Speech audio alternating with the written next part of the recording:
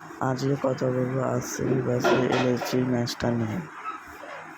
প্রথমে Mitchell Marsh এসে কিছুটা রান করে। মাকরাম 8 বলে 12 রান করে, তারপরে আউট হয়ে যায়। ঋষভ পান্তের হাতে এসে বল লেগে ঋষভ পান্তের হাতে চোট হয়ে যায়। তিনি রিটায়ার্ড হার্ট হয়ে যান, আউট হয়ে যান। আর কেউই রান করতে পারে না। তারপরে মুকুল চৌধুরী এসে কিছুটা ফিনিশিং দেয়। বিরাট কোহলি চোট নিয়ে আসে ইম্প্যাক্ট প্লেয়ার হিসেবে। দুর্দান্ত একটা ইনিংস খেলে 49 রানে, তারপরে আউট হয়ে যায় বিরাট কোহলি। পাটিকালও সেরকম রান করতে পারেনি। রাজত পাতিদার কিছুটা রান করে। রোমারিও টিম ডেভিড কিছুটা ফিনিশিং টাচ দিয়ে দেয়।